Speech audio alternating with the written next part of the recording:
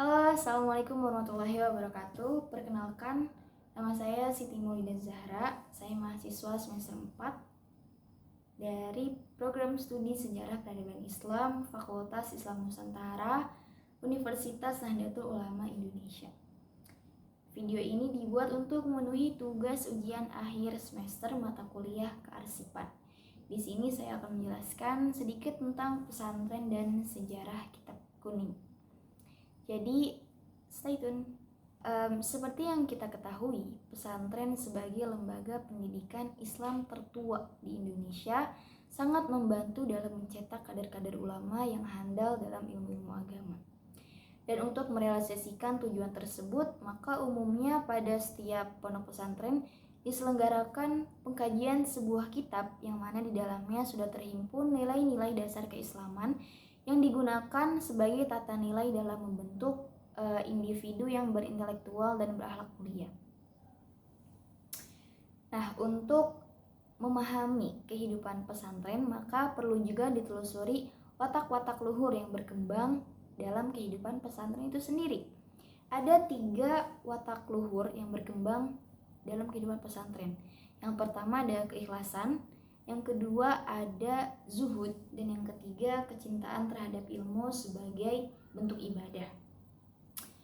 Ketiga watak pesantren ini diambil dari cara pandang pesantren terhadap kehidupan secara keseluruhan sebagai sarana ibadah.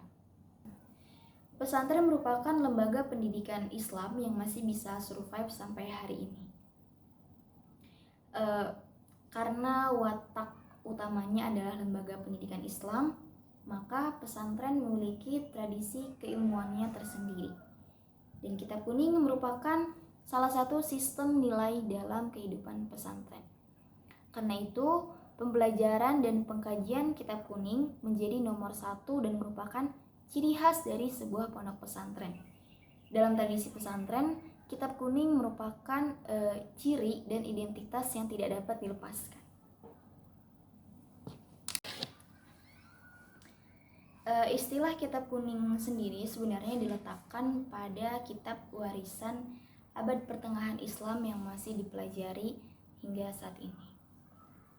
Dari penjelasan tersebut dapat disimpulkan bahwa kitab kuning adalah kitab literatur atau referensi Islam dalam bahasa Arab klasik yang meliputi berbagai bidang studi dan ditulis menggunakan huruf Arab atau bahasa Arab, mempunyai format tersendiri dan ditulis di atas kertas berwarna kekuning-kuningan.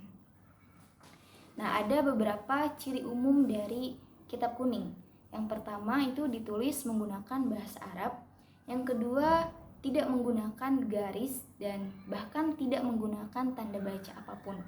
Yang ketiga, berisi keilmuan Islam. Yang keempat, penulisannya dinilai sebagai penulisan yang kuno. Yang kelima, dicetak di atas kertas berwarna kekuning-kuningan. Yang keenam, lazimnya dipelajari di kalangan pesantren. Nah, kemudian kita masuk ke kapan sih munculnya kitab kuning. Ternyata belum diketahui secara pasti kapan munculnya kitab kuning ke Nusantara.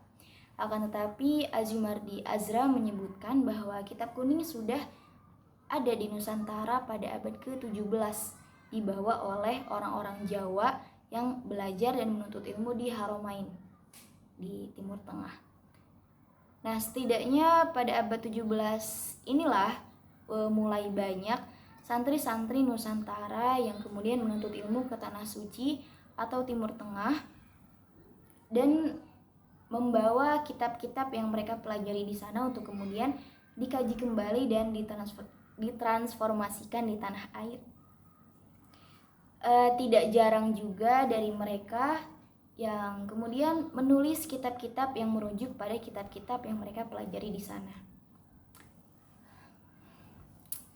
Oke guys, mungkin cukup sekian sedikit penjelasan tentang kapan sih adanya kitab kuning di Nusantara dan sampai akhirnya menjadi ciri dan identitas dari sebuah pondok pesantren.